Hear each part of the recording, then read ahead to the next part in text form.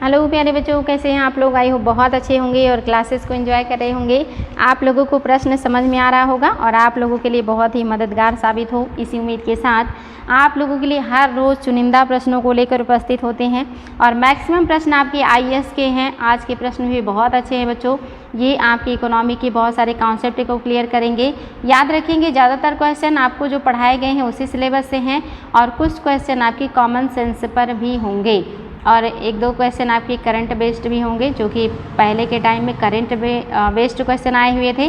तो लगभग हर तरह के महत्वपूर्ण प्रश्नों को लेकर उपस्थित हुए हैं। आज आपका जो पहला प्रश्न है, निम्नलिखित वक्तव्यों पर विचार कीजिए और दिए गए कूट की सहायता से सही उत्तर को चुनिए। आपके सामने कथन है और आपको कारण भी दिया है। कथन भी पढ़ना है और कारण भी पढ़ना है और बताना है कि क्या दोनों सही है, व्याख्या कर रहा है, दोनों सही है, व्याख्या नहीं कर रहा, या कथन सही है, कारण नहीं, कारण सही है, कथन नहीं। इस तरह से बच्चों बताना होता है। तो चलिए देखते हैं आपका कथन क्या कह रहा है। कथन है, आर्थिक विकास के लिए एक बहुआयामी उपागम की आवश्यकता होती है। क्या आर्थिक विकास के लिए बहुआयामी उपागम की ज़रूरत पड़ती है? कारण है, वर्तमान भारत सरकार मुख्यतः सूचना आर्थिक विषयों पर ध्यान केंद्रित कर रही है। आपको बताना है बच्चों, क्या वर्तमान सरकार मुख्यतः सूचना और जो है आर्थिक विषयों पर ध्यान केंद्रित कर रही है। तो आपको बताना है आपका कौन सा स्टेटमेंट है जो कि सही है। उम्मीद है बच्चों आप लोगों को ये प्रश्न समझ में आया होगा कि आपको क्या बताना है और ये प्रश्न काफ़ी इम्पॉर्टेंट है, इसलिए आपको ये गलत नहीं करना है। तो फटाफट उत्तर देंगे बच्चों। क्या पहला दूसरा दोनों सही और व्याख्या कर रहा है, या पहला दूसरा दोनों सही है लेकिन व्याख्या नहीं कर रहा है, या आपका पहला सही है और मतलब ये सही है आर गलत है, या आर सही है और ए गलत है। तो बताएंगे बच्चों कौन सा है जो कि आपका सही है, और ये भी बहुत इम्पॉर्टेंट है।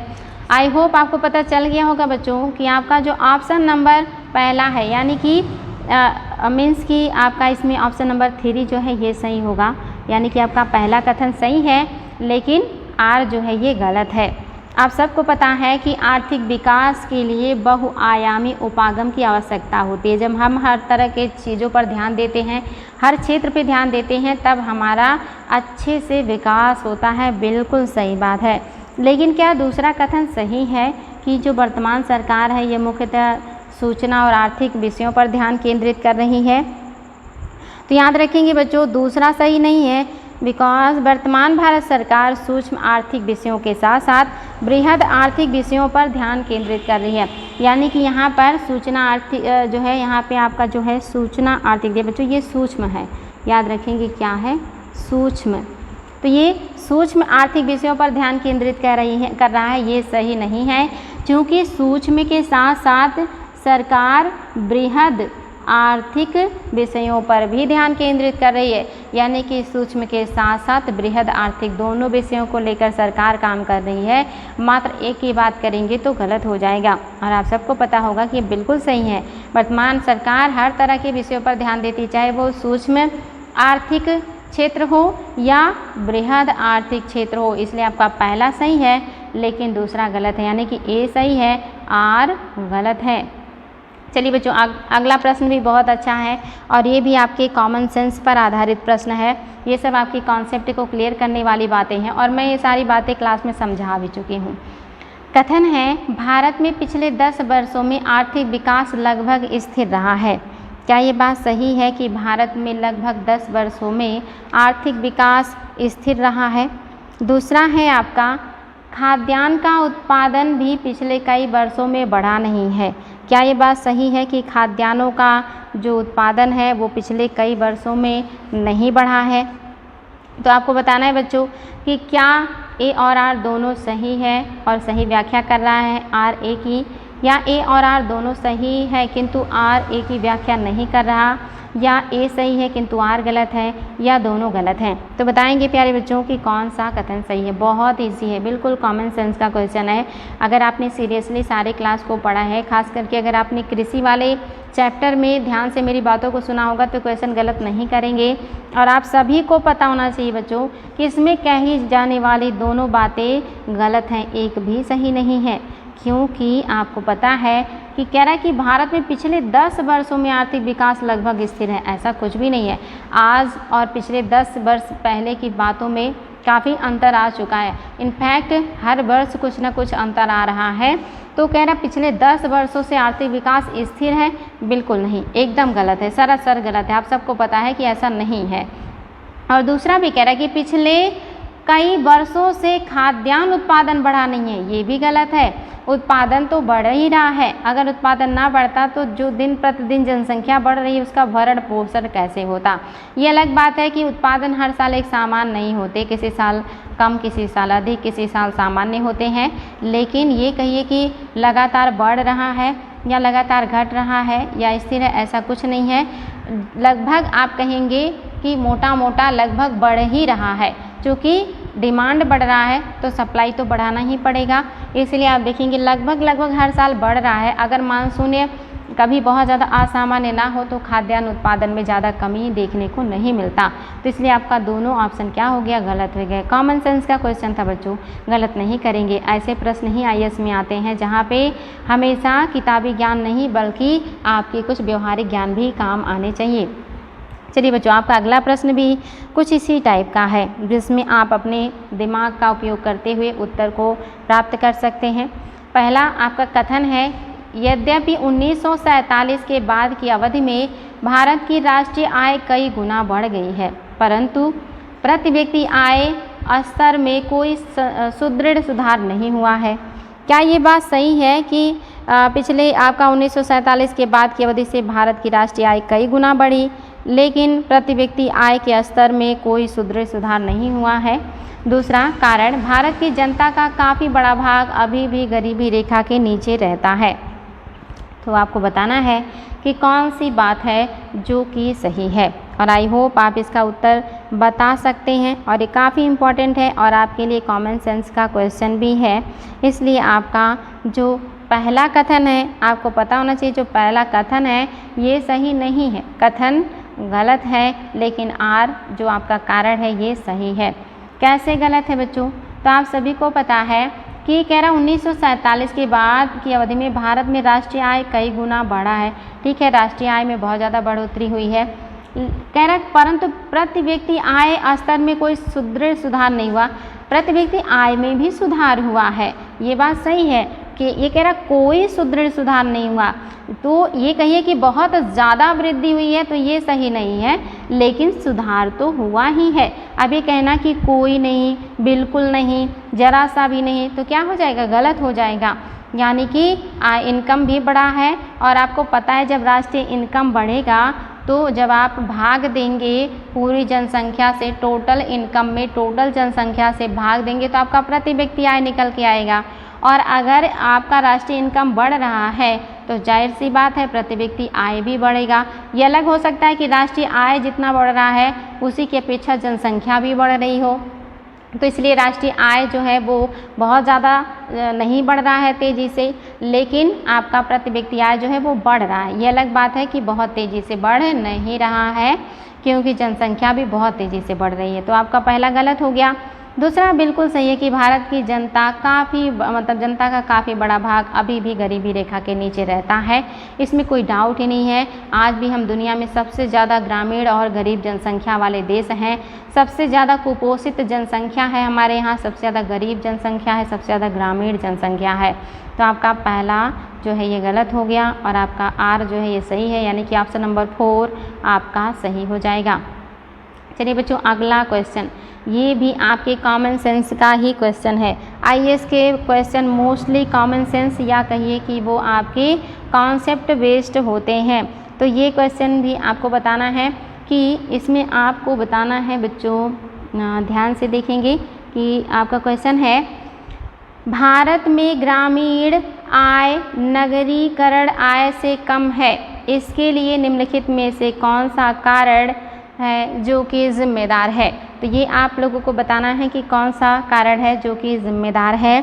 तो आपके सामने ऑप्शन है, पहला ऑप्शन है किसान बहुत बड़ी संख्या में निरक्षर हैं और वैज्ञानिक कृषि के बारे में उनका ज्ञान नगण्य है।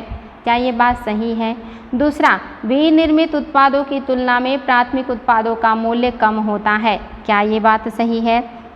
तीसरा है, उद्योगों में निवेश की तुलना में कृषि में निवेश कम है। क्या ये बात सही है? और आपका चौथा है, उपर्युक्त सभी कारण जिम्मेदार हैं। तो आपको बताना है बच्चों कि आपका कौन सा है जो कि सही है, यानी कि भारत में ग्रामीण आय नगरीय आय से कम है, इसके लिए क्या क्या कारण जिम्मेदार हैं। तो आप सभी को पता होना चाहिए बच्चों कि आपके कौन कौन से कारण हैं जो कि जिम्मेदार हैं। तो ये आपके लिए काफ़ी इम्पॉर्टेंट था और आप इसे बहुत आसानी से बता सकते थे। आपका जो ऑप्शन नंबर 4 है ये बिल्कुल सही है। उपर्युक्त सभी कारण इसके लिए जिम्मेदार है, सभी कारण इसके लिए जिम्मेदार है बच्चों, क्योंकि आप सभी को पता है कि किसान आज भी बहुत बड़ी संख्या में निरक्षर हैं और वैज्ञानिक कृषि के बारे में उनका ज्ञान नगण्य है, इसमें कोई डाउट ही नहीं है। और साथ आपको सभी को पता है कि जो विनिर्मित उत्पाद होते हैं उनकी तुलना में प्राथमिक उत्पादों का जो मूल्य है ये कम होता है, ये भी बिल्कुल क्लियर होगा, मैंने बताया था। और उद्योगों में निवेश की तुलना में कृषि में निवेश भी कम है, ये बात भी सही है। इसलिए आपके सारे जो हैं वो स्टेटमेंट सही हो जाएंगे, उपर्युक्त सभी जो है वो आपके करेक्ट हो जाएंगे। तो आपका ऑप्शन नंबर 4 बिल्कुल सही है। चलिए नेक्स्ट देखते हैं अगला आपका क्वेश्चन क्या कह रहा है। और ये क्वेश्चन भी बहुत अच्छा है बच्चों, मैंने इसको बहुत अच्छे से समझाया है और आप सभी को इसका उत्तर पता है, आप सभी का उत्तर एकदम सही आना चाहिए। इकोनॉमी को मैं बहुत विस्तार से सारे पॉइंट को डिस्कस करते हुए बताई हूँ, तो गलत नहीं करेंगे। कथन है, भारत में बचत और पूंजी निर्माण की ऊंची दर होते हुए भी समृद्धि दर कम होने का कारण है। क्या कारण है कि भारत में बचत और पूंजी निर्माण की जो दर है वो बहुत ऊंची है, लेकिन फिर भी समृद्धि दर जो है वो बहुत ही कम है।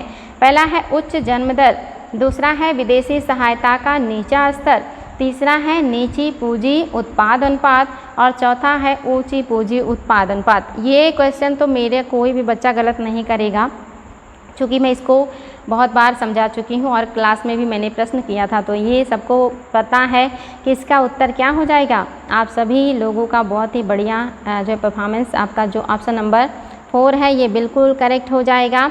ऊंचा पूंजी उत्पाद अनुपात, यानी कि जो भी उत्पाद हम बनाते हैं उसमें पूंजी बहुत ज़्यादा लगता है और बहुत ज़्यादा पूंजी लगने की वजह से उत्पाद का जो फ़ायदा है वो हमें ज़्यादा मिल नहीं पाता। चलिए बच्चों, आपके सामने कूट है और आपको कूट की सहायता से उत्तर देना है। आपके सामने प्रश्न है, निम्नलिखित में से कौन से मुख्य कारणों से भारत में प्रति व्यक्ति आय में वृद्धि की दर धीमी है। कौन कौन से कारण जिम्मेदार हैं, आईएएस का प्रश्न है, ध्यान से हर पॉइंट को पढ़ेंगे और फिर कूट की सहायता से उत्तर देंगे। आपको बताना है कि किन कारणों से भारत में प्रति व्यक्ति आय में वृद्धि की जो दर है वो धीमी है। आपके सामने प्रश्न और कूट दोनों हैं, अब बच्चों उत्तर दीजिएगा। पहला ऑप्शन है उच्च पूंजी उत्पाद अनुपात, क्या ये बात सही है। दूसरा, जनसंख्या वृद्धि की ऊंची दर, क्या ये बात सही है। तीसरा, पूंजी निर्माण की ऊंची दर, क्या ये बात सही है। और चौथा है वित्तीय घाटे का ऊंचा स्तर। तो आपको बताना है बच्चों कि आपका कौन सा स्टेटमेंट है जो कि आपके देश में प्रति व्यक्ति आय में वृद्धि को धीमा करता है। तो आप सभी को ये पता होना चाहिए, ये बिल्कुल सभी को पता होना चाहिए बच्चों, सबका उत्तर एकदम सही आना चाहिए, गलती नहीं करेंगे। और आई थिंक आप सभी को ये अच्छे से क्लियर भी है कि आपका कौन सा ऑप्शन है जो कि सही हो जाएगा। तो आप सभी को पता है कि कौन सा है जो सही है। अब अगर आप देखेंगे बच्चों तो जो आपका ऑप्शन नंबर 3 है इसको ध्यान से पढ़िए। कह रहा है कि पूंजी निर्माण की ऊंची दर, पूंजी निर्माण की ऊंची दर, यानी कि पूंजी का जो निर्माण की है वो हमारे यहाँ बहुत ऊंची दर पे है। क्या ये बात सही है। आप सभी को पता है हमारे यहाँ पूंजी निर्माण की दर ऊंची नहीं है बल्कि बहुत नीची है। अगर आप तीसरा एलिमिनेट करेंगे तो आपका देखेंगे आपका पहला भी हट गया और आपका दूसरा भी हट गया। अब या तो पहला चौथा होगा या तो पहला दूसरा होगा, और आप सभी को पता है कि पहला दूसरा में नो डाउट एकदम सही है। तो ऑप्शन नंबर डी आपका बिल्कुल करेक्ट है, पहला दूसरा आपका सही हो जाएगा। आई होप आपको ये बात समझ में आया होगा। चलिए अगला प्रश्न भी आपका कूट आधारित है और प्रश्न है कि उत्तर प्रदेश में प्रति व्यक्ति आय की निम्नता के कारण के बारे में कौन से कथन सही हैं। यानी कि कौन कौन से कारण हैं जिसकी वजह से उत्तर प्रदेश में प्रति व्यक्ति आय बहुत कम है। पहला है तेज़ी से बढ़ती जनसंख्या, क्या ये तेज़ी से बढ़ती जनसंख्या इसके लिए जिम्मेदार है। दूसरा, साहसीपन का अभाव, क्या लोगों के पास क्रेज़ नहीं है। तीसरा, अपर्याप्त अधोसंरचनात्मक सुविधा। और चौथा है कृषि का आधुनिकीकरण। तो बताएंगे बच्चों, आपके उत्तर प्रदेश के प्रति व्यक्ति आय के कम होने के पीछे क्या कारण जिम्मेदार है। ये क्वेश्चन तो बिना पढ़े लिखे बच्चे भी बता सकते हैं, जो थोड़ा भी कॉमन सेंस रखते हैं या सामाजिकता रखते हैं, जिन्हें अपने राज्य की स्थिति के बारे में पता है, उन्हें ये उत्तर बताने में दिक्कत नहीं होगा। तो आप सभी को इसका उत्तर पता होना चाहिए बच्चों। आप सभी को पता है कि कृषि का आधुनिकीकरण ये हो ही नहीं सकता। अगर कृषि में आधुनिकीकरण हो तब तो उत्पादन ही बढ़ जाए, उत्पादन बढ़ जाए तो फिर लोगों को समस्याएं जो हैं वो दूर हो जाएं, लोगों के पास इनकम बढ़ जाए। तो चौथा ऑप्शन अगर नहीं होगा बच्चों तो कितना आसान हो गया। चौथा आप देख रहे हैं ए में भी है, ए में भी है, सी में भी है और डी में भी है। आपका उत्तर क्या हो जाएगा, बी। पहला, दूसरा, तीसरा बिल्कुल सही है, इसमें कोई डाउट आप लोगों को नहीं होना चाहिए। यूपी की जनसंख्या बहुत तेज़ी से बढ़ रही है और आप सभी को पता है यूपी अकेले 3-4 देशों की जनसंख्या, वो भी बड़े देशों की जनसंख्या को कवर करता है। और जनसंख्या के मामले में आप देखेंगे, अगर देशों की बात करेंगे तो 5वें नंबर पे आता है। ब्राज़ील को भी पीछे छोड़ने वाला है आपका यूपी, 5वें नंबर पे जनसंख्या में यूपी का स्थान होने वाला है। तो आप सभी को पता है कि ये बिल्कुल सही है। साहसीपन का अभाव है, बिल्कुल मैदानी बेल्ट के लोगों के अंदर साहसीपन कम देखने को मिलता है, बहुत आलसी प्रवृत्ति के होते हैं लोग, तो सही है। दूसरा भी है और तीसरा भी सही है कि हमारे यहाँ जो मूलभूत संरचना है उसकी सुविधाएँ बहुत कम है, अपर्याप्त सुविधाएँ हैं। तो पहला, दूसरा, तीसरा बिल्कुल सही है। अगला प्रश्न भी आपका जो है आपको बताना है और इसमें से आपको बताना है कि कौन सा भारत में निकट भविष्य में 8% या अधिक आर्थिक वृद्धि दर प्राप्त करने में सर्वाधिक सहयोग किस तत्व से मिल सकता है। कौन कौन से तत्व हैं जो भारत को मदद कर सकते हैं निकट भविष्य में 8% से अधिक आर्थिक वृद्धि में, ये बताना है बच्चों। और ये प्रश्न भी आपका बहुत अच्छा है और ये कॉमन सेंस का प्रश्न है, ये भी आप लोग गलत नहीं करेंगे। एक एक पॉइंट को अच्छे से पढ़िएगा और सोचिएगा कि क्या किया जाए कि भारत आने वाले समय में 8% अधिक आर्थिक वृद्धि कर ले। तो चलिए देखते हैं क्या होगा। पहला, वस्तु व सेवा कर को बिना विलंब के 1 अप्रैल 2016 से लागू किया जाए। यानी कि ये प्रश्न जो है ये आया था 2015 में, लेकिन ये प्रश्न आज भी आपके लिए उतना ही जो है अच्छा है जितना उस समय था। यानी कि आज भी वही कॉन्सेप्ट आपके इस पे जो है काम करेगा। तो क्या वस्तु और सेवा कर लगा देने से हमारी अर्थव्यवस्था में 8% की वृद्धि संभव है। दूसरा, क्या देश के श्रम शक्ति का तीव्र गति से कौशल विकास किया जाए। ये सही है कि जो देश की श्रम शक्ति है उसके अंदर कौशल का विकास किया जाए। तीसरा, सभी अवरुद्ध और रुके हुए उत्पादक प्रोजेक्टों का क्रियान्वयन किया जाए। और चौथा, व्यापार करने को आसान बनाने में तेज़ रफ्तार से वृद्धि की जाए। तो बताएंगे बच्चों, आई होप आप लोग इसमें कंफ्यूज हो सकते हैं क्योंकि कई ऑप्शन आप लोगों को आसपास मिल रहे हैं, लेकिन आईएएस का प्रश्न है, जाहिर सी बात है।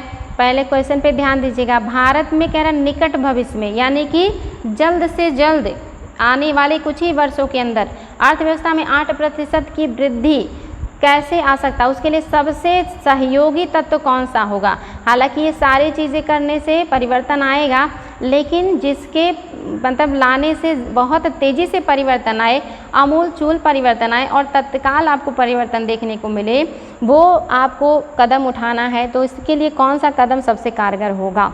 तो आप सभी को ये चीज़ पता होना चाहिए बच्चों कि ऑप्शन नंबर 3 बिल्कुल सही है कि सभी अवरुद्ध और रुके हुए उत्पादक प्रोजेक्टों का क्रियान्वयन किया जाए।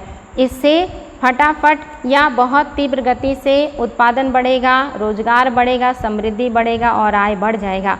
बाकी चीज़ों के लिए टाइम लगेगा। जीएसटी लागू होगा पूरे देश में, फिर धीरे धीरे वो अपना रंग दिखाएगा। अगर हम प्रशिक्षण देना शुरू करेंगे, कौशल का विकास करेंगे, उसमें भी समय लगेगा।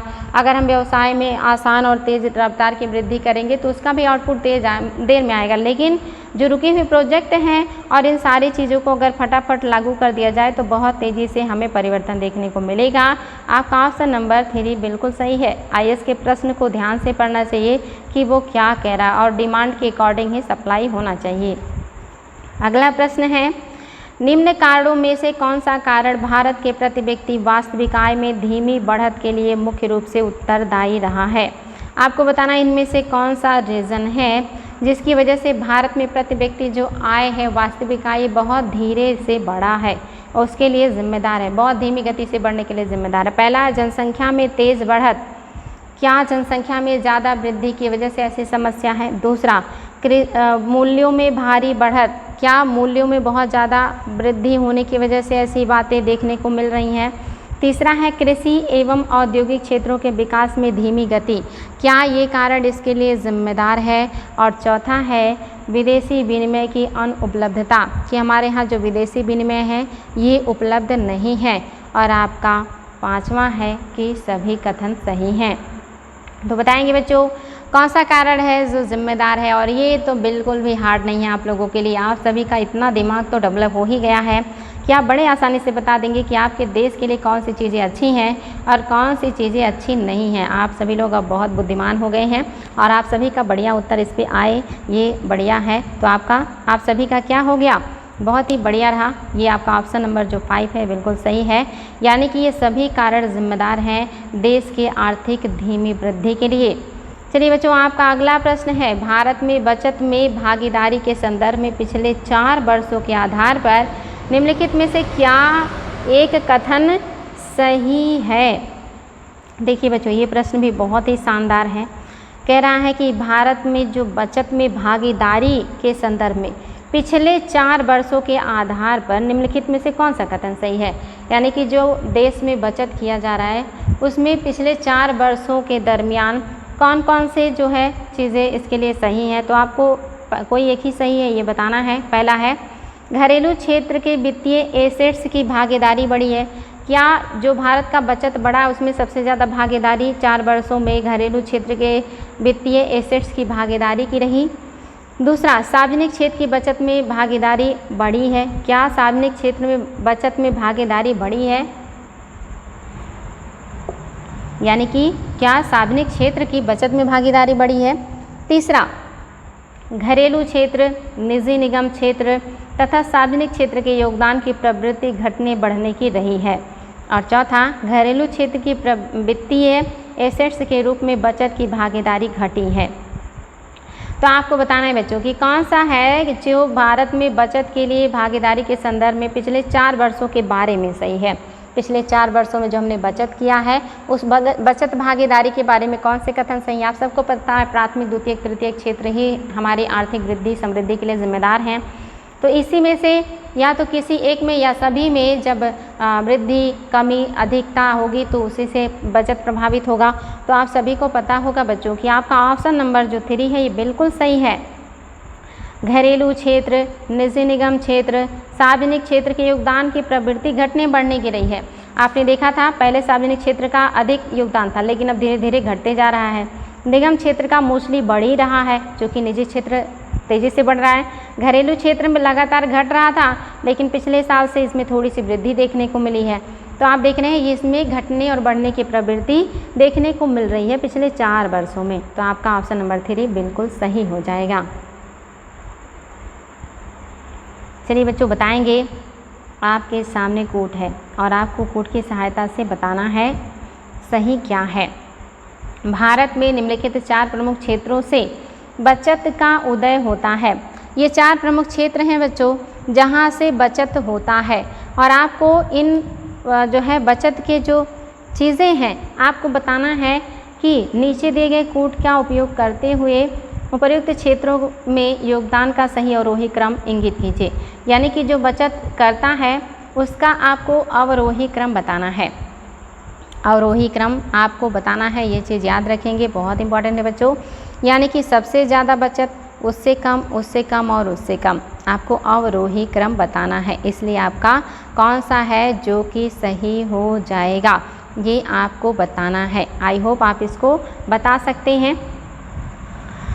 तो आपका क्वेश्चन आई होप आपने समझ लिया होगा कि भारत में निम्नलिखित 4 प्रमुख क्षेत्रों में बचत का जो उदय होता है या जो योगदान होता है वो किस किस आधार पे होता है। तो आपको सही क्रम बताना है। पहले में है 4 3 2 1, दूसरे में है 1 3 2 4, तीसरे में है 1 2 3 4 और चौथे में है 4 2 3 1। तो बच्चों ध्यान दीजिएगा, कह रहा है बचत में योगदान। ये मत सोचिएगा कि जीडीपी में योगदान की बात कर रहा है या जीएनपी में योगदान की बात कर रहा है। जीएनपी या जीडीपी को लेकर के मत टिक लगा दीजिएगा। जो भी टिक लगाना होगा सोच समझ करके लगाइएगा। बचत की बात कर रहा है कि जो भी उत्पादन होता है, जो भी योगदान देता है, इसमें ये कितना बचत कर पा रहा है, सेव कितना कर पा रहा है। तो आई होप आप इसका उत्तर बता सकते हैं और ये बहुत ही इम्पॉर्टेंट है। और आई थिंक आप सभी को पता चल गया है कि आपका जो ऑप्शन नंबर सी है ये बिल्कुल सही है। पहला, दूसरा, तीसरा, चौथा ये सीक्वेंस में है। सबसे ज़्यादा बचत गृहस्थ से होता है, यानी कि गृहस्थ क्षेत्र यानी कि आपका प्राथमिक क्षेत्र। दूसरा निजी निगम से होता है। तीसरा जो बचत है ये सार्वजनिक निगम एवं अन्य लोक उपक्रम से होता है। और चौथा सरकार। ये आपका सही क्रम है, इसको ध्यान देंगे आप लोग, इम्पॉर्टेंट था ये। और ये भी बहुत ही बढ़िया प्रश्न है, कॉमन सेंस का है। कम से कम मेरे बच्चों के लिए तो कॉमन सेंस का होगा, बिकॉज ये सारी चीज़ें इतना अच्छे से समझाई हूँ आप लोगों को कि इसमें आप लोगों को अगर डाउट होता है तो बहुत गलत बात है। क्वेश्चन है सस्टेनेबल पर्यटन का मुख्य उद्देश्य है। सस्टेनेबल पर्यटन का मुख्य उद्देश्य क्या है? आपके सामने प्रश्न के ऑप्शन दिए हुए हैं। पहला है पर्यटकों की संख्या में वृद्धि, दूसरा है बड़े पैमाने पर पर्यटन और लघु पैमाने पर यात्राओं का प्रबंधन करना, तीसरा सांस्कृतिक अखंडता और पारिस्थितिकी क्रियान्वयन को बनाए रखते हुए पर्यटन और पर्यावरण प्रबंधन करना, और चौथा है कि उपरोक्त में से कोई नहीं। तो आई होप बच्चा लोग आप लोग इसका उत्तर दे सकते हैं। बहुत ही शानदार प्रश्न है और ये आप लोगों के लिए बहुत ही बढ़िया है और ये आप लोग गलत नहीं करेंगे। तो आप सभी को पता है कि कौन सा ऑप्शन है जो सही है। आप सभी जानते हैं कि सस्टेनेबल मतलब होता है सतत, धारणीय, टिकाऊ, यानी कि जो हमेशा चलता रहे। और हमेशा कौन चलता रहेगा? जब हम सांस्कृतिक अखंडता, पारिस्थितिकी क्रियाओं को बनाए रखते हुए पर्यटन और पर्यावरण प्रबंधन करेंगे, तभी हमारा सस्टेनेबल पर्यटन का मुख्य उद्देश्य पूरा होगा। यानी कि हमेशा पर्यटन बना रहे उसके लिए सांस्कृतिक अखंडता चाहिए, पारिस्थितिकी क्रियान्वयन अच्छा होना चाहिए, पर्यटन और पर्यावरण दोनों का प्रबंधन होना चाहिए। ऑप्शन नंबर 3 आपका बिल्कुल सही है। अगला प्रश्न आपके सामने है फिर से सतत विकास को लेकर। कथन है सतत विकास मानव समाज के कल्याण हेतु महत्वपूर्ण है। क्या सतत विकास मानव समाज के कल्याण के लिए ज़रूरी है? कारण सतत विकास से अभिप्राय या सतत विकास से अभिप्राय विकास के या विकास है या वह विकास है जो भावी पीढ़ियों की ज़रूरतें पूरी करने की योग्यता को प्रभावित किए बिना वर्तमान समय की आवश्यकताओं को पूरा करता है। तो बताएंगे बच्चों कौन सा सही है आपका? पहला है कथन और कारण दोनों सही है और आर ए की व्याख्या कर रहा है। दूसरा ए और आर दोनों सही है परंतु आर की सही व्याख्या मतलब आर सही व्याख्या नहीं कर रहा है। और आपका तीसरा है ए सही है आर गलत है। और चौथा है आर सही है ए सही है ए गलत है आर सही है। तो बताएंगे बच्चों कौन सा सही है? और सभी को पता है इसका उत्तर, क्योंकि आप सभी को मैंने इसको बहुत ही शानदार तरीके से समझाया है, तो इसलिए आप सभी का उत्तर बढ़िया यानी कि एकदम बढ़िया ये आप सभी को पता होगा। ऑप्शन नंबर ए बिल्कुल करेक्ट है, यानी कि दोनों बातें सही हैं और कथन के कारण व्याख्या भी कर रहा है। कभी कभी बच्चों को कथन कारण व्याख्या कर रहा है कि नहीं, इसमें समस्या होती है। तो आप लोगों को एक तरीका बता दे रहे हैं बच्चों, ये अप्लाई कीजिएगा, आपको निश्चित तौर पे फ़ायदा मिलेगा। जब आप जो कथन है इसकी ही बातों को और ब्रॉड स्तर पे कारण बता दे तब वो सही भी होता है और व्याख्या भी सही होता है। जैसे सतत विकास मानव समाज के लिए कल्याण के लिए ज़रूरी है। कैसे ज़रूरी है? क्योंकि सतत विकास का मतलब ही है ऐसा विकास जो आने वाली पीढ़ियों की ज़रूरतों को भी ध्यान में रखते हुए या उनकी ज़रूरतों को प्रभावित किए बिना वर्तमान समय की आवश्यकता को पूरी कर दे। यानी कि सतत विकास मानव समाज के कल्याण हेतु महत्वपूर्ण है, क्योंकि सतत विकास से अभिप्राय ऐसे विकास से है जो भावी पीढ़ियों की ज़रूरतें पूरी करने की योग्यता को प्रभावित किए बिना वर्तमान समय की आवश्यकता को पूरा करे। इसलिए सतत विकास मानव समाज के कल्याण हेतु महत्वपूर्ण है। तो ये कथन पढ़ने के बाद क्योंकि लगाएं, ये कथन पढ़ने के बाद इसलिए लगाएं। देखिएगा आपको पता चल जाएगा कि व्याख्या हो रहा है या नहीं। चलिए आपके सामने फिर से सतत विकास से क्वेश्चन है और ये भी आप लोग गलत नहीं करेंगे। क्वेश्चन है, धारणीय विकास भावी पीढ़ियों के अपनी आवश्यकताओं को पूरा करने के सामर्थ्य से समझौता किए बगैर वर्तमान की आवश्यकताओं को पूरा करता है। इस परिप्रेक्ष्य में धारणीय विकास का सिद्धांत निम्नलिखित में से किसी एक सिद्धांत के साथ स्वाभाविक रूप से जुड़ा हुआ है। पहला है सामाजिक न्याय एवं सशक्तिकरण, दूसरा है समावेशी विकास, तीसरा है वैश्वीकरण, चौथा है धारण क्षमता। सही बताएंगे बच्चों, गलत नहीं करेंगे, बहुत इम्पॉर्टेंट है। और मैंने ये सारी चीज़ें बहुत अच्छे से आप लोगों को पढ़ाई हैं और समझाई हैं। तो आई होप आपको पता चल गया होगा आपका कौन सा है जो कि सही हो जाएगा। तो आप सभी को पता है ऑप्शन नंबर 4 बिल्कुल सही है, धारण क्षमता आपका सही आंसर होगा, धारण क्षमता। वैश्वीकरण का कोई मतलब ही नहीं है। आपको पता सामाजिक न्याय और सशक्तिकरण से इसका कोई लेना देना नहीं है। समावेशी विकास का मतलब होता है सबका विकास, अमीर गरीब छोटा बड़ा महिला पुरुष विकलांग सबका विकास, सबके लिए एक समान व्यवस्था, उसको कहते हैं समावेशी। तो इसलिए आपका क्या हो गया, ये भी नहीं होगा क्योंकि यहाँ सतत विकास की बात कर रहे हैं, तो आपका धारण क्षमता हो जाएगा। नेक्स्ट क्वेश्चन बच्चों आपके सामने, और ये भी बढ़िया प्रश्न है। प्रश्न है, किसी भी देश के संदर्भ में निम्नलिखित में से किसे उस देश के सामाजिक पूंजी के भाग के रूप में समझा जाएगा। यानी कि किसी भी देश के संदर्भ में अगर बात करें तो इसमें से कौन सा चीज़ है जो उस देश की सामाजिक पूंजी समझा जाएगा।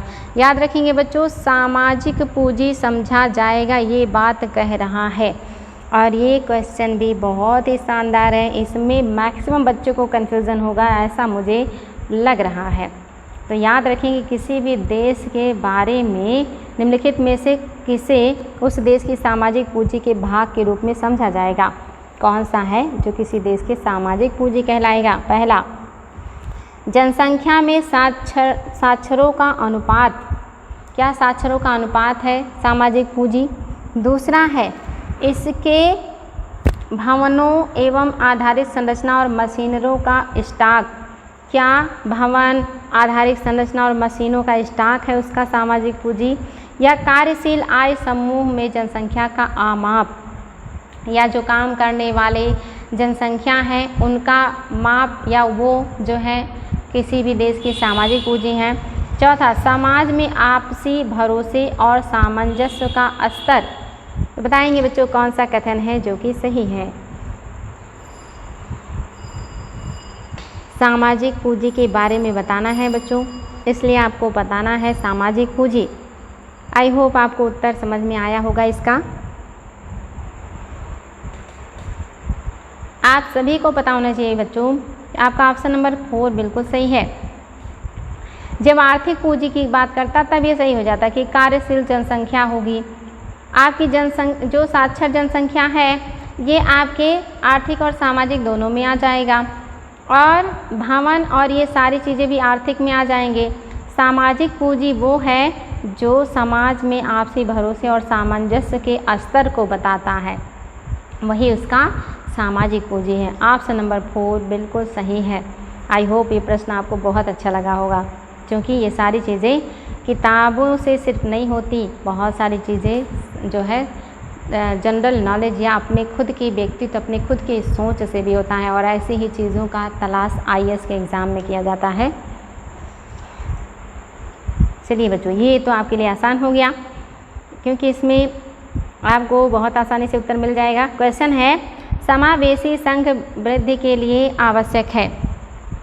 यानी कि समावेशी समृद्धि के लिए, यहाँ पे बच्चों जो संघ वृद्धि है ना, ये होगा आपका समृद्धि, समृद्धि कह रहा है समावेशी समृद्धि के लिए आवश्यक है।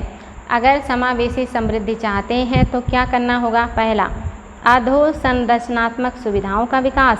दूसरा, कृषि का पुनरुद्धार। तीसरा, शिक्षा एवं स्वास्थ्य जैसे सामाजिक सेवाओं की अधिकाधिक उपलब्धता।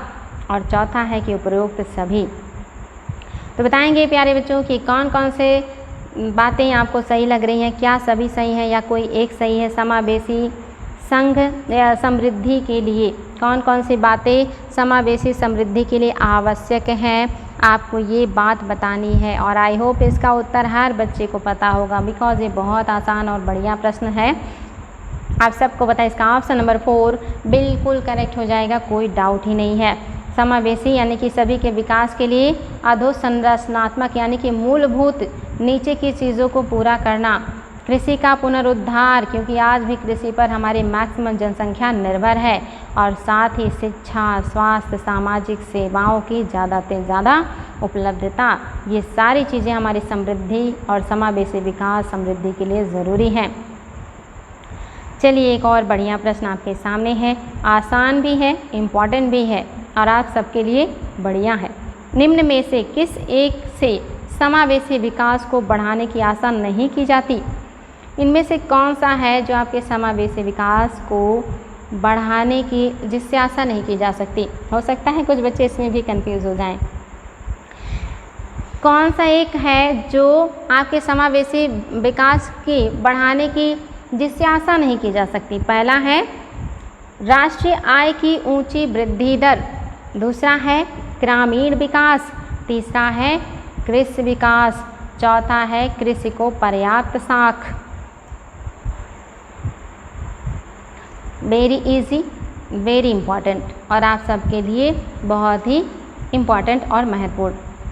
तो बताएंगे बच्चों कौन सा है जो समावेशी विकास के लिए एक अच्छा तरीका या एक चीज़ मतलब या ये एक हेल्पफुल तरीका नहीं हो सकता। तो ये भी आपके लिए बढ़िया प्रश्न था। आई होप आपने उत्तर ढूंढ लिया होगा और सबका उत्तर आना चाहिए ऑप्शन नंबर फर्स्ट।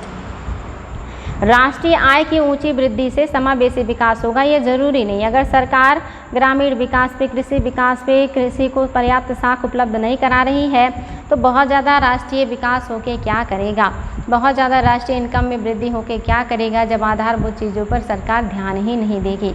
तो राष्ट्रीय इनकम बढ़ रहा है इसका मतलब ये नहीं है कि समावेशी विकास हो रहा है, लेकिन समावेशी विकास अगर होगा तो निश्चित तौर पे राष्ट्रीय आय में वृद्धि होगी ही होगी। तो आपका ऑप्शन नंबर पहला ही आपका सही हो जाएगा। ये उसके लिए अच्छा चीज़ या आशा वाली बात नहीं है, बाकी सारे आशा वाली बात है। अगर इस तरह के काम किए जा रहे हैं तो आशा की जाती है समावेशी विकास का। चलिए बच्चों आज ये अगला प्रश्न है।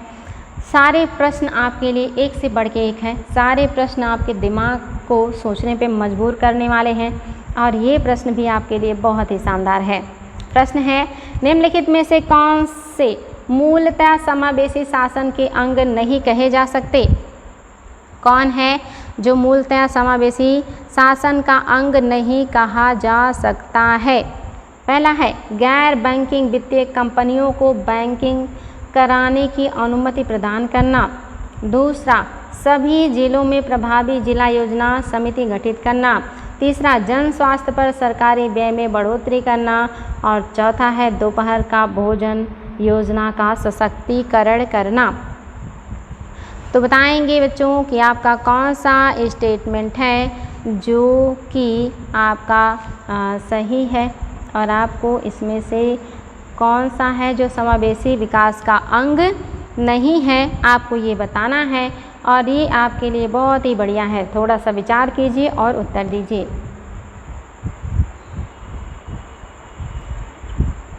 तो बच्चों बताएंगे कि मूलतः समावेशी शासन के अंग में किसे हम नहीं शामिल कर सकते हैं? समावेशी शासन के अंग में यानी कि ऐसा शासन जो समावेशी हो, जो सभी को अपने विकास के रास्ते में या विकास में शामिल करता हो, सभी के विकास पर ध्यान देता हो, ऐसे शासन के लिए कौन सा बात एक सही नहीं है? तो आप सभी को पता होना चाहिए बच्चों कि आपका जो ऑप्शन नंबर फर्स्ट है ये नहीं होगा। गैर बैंकिंग वित्तीय कंपनियों और बैंकिंग कराने की अनुमति प्रदान करना ये समावेशी विकास के लिए थोड़ी है। समावेशी मतलब होता है जिसमें अमीर गरीब, जिसमें समाज का वंचित से वंचित, पिछड़ा से पिछड़ा, हर वर्ग जिसमें जिसका विकास हो, जिसमें सभी लोगों के लिए फ़ायदे की बात की जाए। तो इसमें गैर बैंकिंग वित्तीय कंपनियां नहीं आएंगी। दूसरा सही है, सभी जिलों में प्रभावी जिला योजना समिति गठित करना, इससे जिले के समस्त लोगों को फ़ायदा होगा। दूसरा, जन स्वास्थ्य पर सरकारी व्यय को बढ़ाना, बिल्कुल जन स्वास्थ्य पर सरकारी व्यय बढ़ेगा तो ज़्यादा से ज़्यादा लोगों को स्वास्थ्य लाभ होगा। और चौथा, दोपहर का भोजन योजना को सशक्तिकरण बनाना, अगर ऐसा होगा तो गांव के जो बच्चे जिन्हें पर्याप्त भोजन नहीं मिल पाता, पर्याप्त पोषण नहीं मिल पाता, उन्हें भी ये सारी चीज़ें मिलेंगी। तो जाहिर सी बात है ये सारे आपके विकास की बात करें और जिसमें सभी के विकास की बात करें, लेकिन यहाँ पे मात्र बैंकिंग की बात की जा रही है, वित्तीय कंपनियों की बात की जा रही है, इसलिए आपका पहला शामिल नहीं होगा। चलिए, ये क्वेश्चन भी आपके लिए बहुत आसान है और इम्पॉर्टेंट भी है। आपके सामने कथन है और आपको कथनों को पढ़ना है और बताना है कि कौन सा है जो कि आपका सही है। सरकार के समावेशित वृद्धि लक्ष्य को आगे ले जाने में निम्नलिखित में से कौन सा कार्य सहायक साबित हो सकता है? कौन कौन से कार्य हैं जो सरकार के समावेशी वृद्धि के लक्ष्य को आगे ले जाने में मदद करेंगे? पहला है स्वयं सहायता समूह को प्रोत्साहन, यानी कि जो लोग स्वतः से लोगों की मदद करते हैं, NGOs को बढ़ावा देना। दूसरा, सूचना लघु और मध्यम उद्योगों को, अच्छा यहाँ पे सूक्ष्म होना चाहिए बच्चों, ये क्या होगा? सूक्ष्म होगा। सूक्ष्म लघु और मध्यम उद्योगों को प्रोत्साहन देना। तीसरा, शिक्षा का अधिकार अधिनियम लागू करना। और चौथा है उपरोक्त सभी। तो इसमें तो कोई डाउट ही नहीं है और अब आप सभी को गलत भी नहीं करना है, बिकॉज आप लोगों को सारी बातें तो अभी मैं क्वेश्चन के दरमियान, व्याख्या के दरमियान बता चुकी हूँ। तो ये बहुत आसान हो चुका है आप लोगों के लिए कि आपका कौन सा है जो कि सहायक साबित होगा समावेशी वृद्धि के लक्ष्य को आगे ले जाने में। तो आप सभी को पता चल गया होगा, उपरोक्त सभी बातें सही हैं, ये सारे ज़रूरी हैं। अगर आप समावेशी विकास करना चाहते हैं, समावेशी विकास को ऊपर लेकर जाना चाहते हैं, तो तीनों चीज़ों को लागू करना पड़ेगा। ऑप्शन नंबर 4 बिल्कुल सही है। चलिए फिर से नया क्वेश्चन, और ये क्वेश्चन भी काफ़ी बढ़िया है। क्वेश्चन है, आर्थिक विकास से संबंधित जननांक की संक्रमण की निम्नलिखित विशिष्ट अवस्थाओं पर विचार कीजिए। आपको बताना है कि आर्थिक विकास से संबंधित जननांग की संक्रमण की निम्नलिखित विशिष्टताओं की अवस्थाओं पर विचार करना है। सीधे सीधे कह रहा है बच्चों कि जैसे जैसे जो घटनाएं घटी हैं उनको आरोही क्रम में लगा दीजिए आप। तो पहला है निम्न मृत्यु दर के साथ निम्न जन्म दर, फिर है उच्च मृत्यु दर के साथ उच्च जन्म दर, फिर है निम्न मृत्यु दर के साथ उच्च जन्म दर। अब आपको बताना है कि पहले का कौन हो, पहला दूसरा तीसरा सीक्वेंस में है, या आपका दूसरा पहला तीसरा सीक्वेंस में है, या आपका दूसरा तीसरा पहला सीक्वेंस में है, या आपका दूसरा पहला और तीसरा दूसरा पहला सीक्वेंस में है। बहुत आसान है बच्चों, कॉमन सेंस का है, आपको बताना है। जैसे जैसे देश ने विकास किया, जैसे जैसे हमारे यहाँ शिक्षा व्यवस्था बढ़ी, आर्थिक समृद्धि आई, तो कैसे कैसे जनसंख्या वृद्धि में जन्म मृत्यु की दर में क्या क्या परिवर्तन आया है, इसका आपको सही क्रम बताना है। बहुत ही बढ़िया शानदार प्रश्न है बच्चों, इसका उत्तर दीजिएगा। उम्मीद करेंगे कि सभी का उत्तर सही आएगा। तो अगर आपको समझ में आया तो बहुत अच्छी बात, अगर नहीं समझ में आया तो समझ लीजिए। आप सबको पता है कि जब अंग्रेज़ों ने भारत को छोड़ा, हमारे यहाँ बहुत ज़्यादा गरीबी, भुखमरी और अशिक्षा, कुपोषण, ये सारी चीज़ें हावी थीं। ऐसी टाइम में जनसंख्या बहुत तेज़ी से बढ़ रही थी, शिक्षा का अभाव था, जागरूकता का अभाव था, जनसंख्या बढ़े जा रही थी, और शिक्षा का अभाव, स्वास्थ्य सुविधाओं का अभाव, खान पान का अभाव और देखभाल के अभाव की वजह से मृत्यु दर भी बहुत तेज़ी से बढ़ रही थी। ऐसे हालत में सबसे पहले क्या हो जाएगा, तो आप सभी को पता होना चाहिए, सबसे पहले होगा उच्च मृत्यु दर के साथ उच्च जन्म दर, यानी कि मृत्यु दर भी ज़्यादा था और जन्म दर भी ज़्यादा था। फिर जैसे जैसे शिक्षा का प्रसार हुआ और जो है आपके यहाँ और भी ज़्यादा विकास हुए, जो है और सुविधाएं हुई और लोगों के अंदर जागरूकता आई, तो धीरे धीरे करके पढ़ाई लिखाई के साथ साथ शिक्षा और स्वास्थ्य की सुविधाएं भी हुई, लोग थोड़े जागरूक हुए। तो जब शिक्षा और स्वास्थ्य की सुविधा होगी तो जाहिर सी बात है निम्न मृत्यु दर हो जाएगा, यानी कि अब लोगों के यहाँ बच्चों के मरने का दर कम हो गया, लेकिन जन्म दर अभी भी ऊंचा ही बना रहा। यानी कि लोगों को बचाने का प्रयास किया जाने लगा, लेकिन जागरूकता की कमी की वजह से जनसंख्या वृद्धि दर नहीं कम हुआ था। इसके बाद जब तीसरा दौर आया, यानी कि जब हमने लोगों के अंदर काफ़ी हद तक जागरूकता भी फैला ली, स्वास्थ्य सुविधाओं का विकास भी हो गया, लोगों के पास पैसे भी आए और लोग देश दुनिया से जुड़े और उन्हें समझ में आया कि बहुत ज़्यादा जनसंख्या हमारे लिए घातक है और स्वास्थ्य सुविधाओं का बढ़िया विकास हुआ, तो निम्न मृत्यु दर और निम्न जन्म दर आ गया। तो ये क्रम है बच्चों, पहले उच्च जन्म दर, उच्च मृत्यु दर, फिर निम्न मृत्यु दर, उच्च जन्म दर और फिर निम्न जन्म दर और निम्न मृत्यु दर। तो आपका ऑप्शन नंबर सी सही हो जाएगा, 2, 3, 1। याद रखेंगे बच्चों, बहुत इंपॉर्टेंट है, ऐसा ध्यान से देखिएगा कि फिर दोबारा ना देखना पड़े, क्योंकि बहुत इंपॉर्टेंट है और आगे से एग्जाम में आए तो आप लोगों को कन्फ्यूज़न भी इसमें नहीं होना चाहिए। चलिए देखते हैं बच्चों आपका अगला प्रश्न, ये भी काफ़ी बढ़िया है क्योंकि काफ़ी इसमें कूट दिए हुए हैं और कूट वाले प्रश्न आप जानते हैं कि बिल्कुल कॉन्सेप्ट क्लियर करने वाले होते हैं, जिससे हमारा कॉन्सेप्ट क्लियर हो जाता है। तो इस कूट की सहायता से भी आपको उत्तर देना है और ये क्वेश्चन भी काफ़ी बढ़िया है। क्वेश्चन है, भारत में खाद्य प्रबंधन का निम्न में से कौन सा एक उद्देश्य नहीं है? इनमें से कौन सा उद्देश्य नहीं है हमारे यहाँ खाद्य प्रबंधन का? पहला है खाद्यान्नों का वितरण, दूसरा है खाद्यान्नों की खरीद, तीसरा है खाद्यान्नों के बफर स्टॉक का रख रखाव और चौथा है खाद्यान्नों का निर्यात। और आपका पांचवा है उपरोक्त में से कोई नहीं और ऑब्लिक उपरोक्त में से एक से अधिक। तो आप बताएंगे बच्चों, है तो ये बीपीएससी का प्रश्न, लेकिन प्रश्न बहुत अच्छा है इसलिए आप लोगों के सामने रखा गया क्योंकि ये यूपीएससी लेवल का है। तो आपको बताना है कि कौन कौन सा है जो भारत में खाद्य प्रबंधन का उद्देश्य है और कौन सा है जो खाद्य प्रबंधन का उद्देश्य नहीं है। तो कौन सा उद्देश्य नहीं है आपको ये बताना है, यानी कि बाकी आपके उद्देश्य होंगे, कोई ऐसा होगा जो उद्देश्य नहीं है। और ये आपके लिए बहुत आसान है, मैं क्लास में पढ़ा चुकी हूँ ये सारी चीज़ें, बफर स्टॉक में, मेगा फूड पार्क में, इस तरह की जो भी मैंने कॉन्सेप्ट आपको बताए थे उसमें ये सारी चीज़ें मैं बता चुकी हूँ, इसलिए आप लोग गलती नहीं करेंगे। तो आप सभी को पता होगा बच्चों, इसमें जो ऑप्शन नंबर आपका 4 है ये सही नहीं है, क्योंकि भारत में खाद्य प्रबंधन में जो है उद्देश्य में क्या शामिल है, खाद्यों का वितरण हो सही से ताकि सभी के पास खाद्यान्न पहुँचे, और खाद्यान्नों की खरीद हो ताकि किसानों को नुकसान ना हो, खाद्यान्नों को बफर स्टॉक हो और उसका रख रखाव हो ताकि लोगों को समय पर दिया जा सके खाद्यान्न।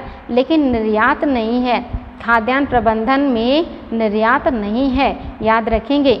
खरीद है, स्टॉक है और वितरण है, खरीद है, स्टॉक है, वितरण है, निर्यात नहीं है बच्चों। इसलिए आपका क्वेश्चन क्या हो गया, इम्पॉर्टेंट है, आपका ऑप्शन नंबर 4 जो है इसका सही जवाब हो जाएगा।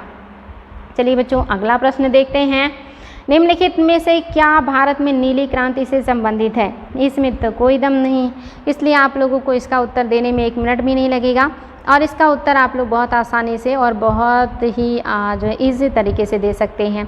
तो आई होप आप सभी को पता है कि क्या हो जाएगा। तो ये आपका सभी को पता है कि नीली क्रांति, नीला जल समुद्र यानी मत्स्य पालन से जुड़ा हुआ है, नीली क्रांति आपका मत्स्य पालन से जुड़ा हुआ है। ऑप्शन नंबर 3 बिल्कुल सही हो जाएगा।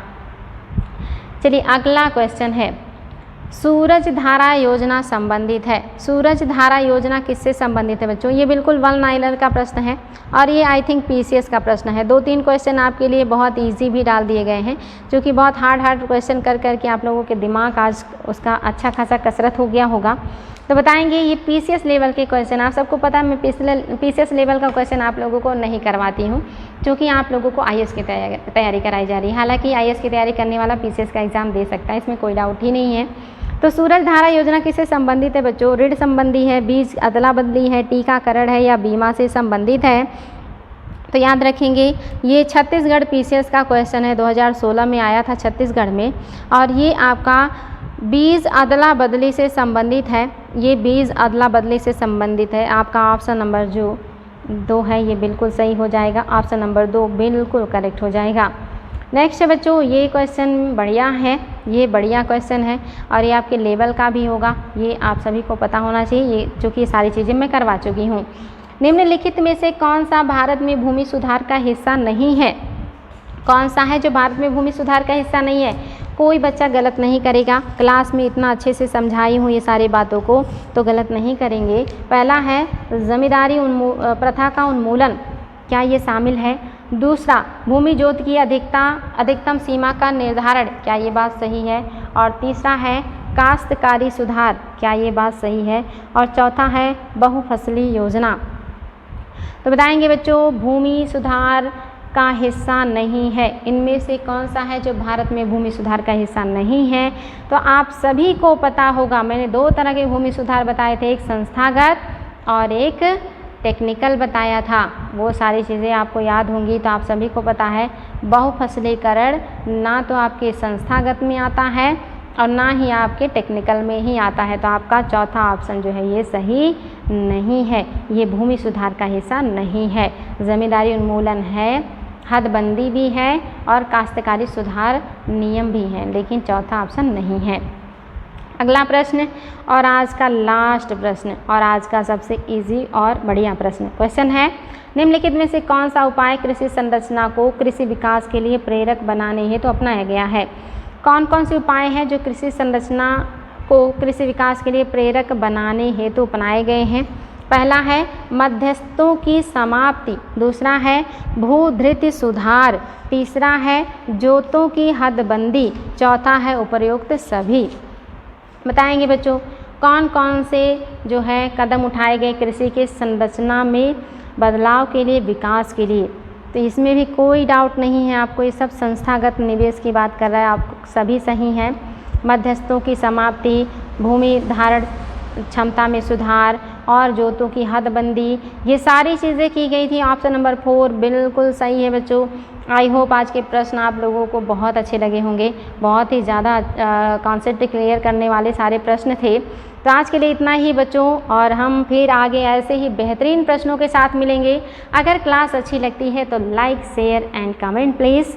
आज के लिए इतना ही, फिर मिलेंगे नेक्स्ट डे और भी बेहतरीन प्रश्नों के साथ। थैंक यू बच्चों, थैंक यू सो मच आप सभी को।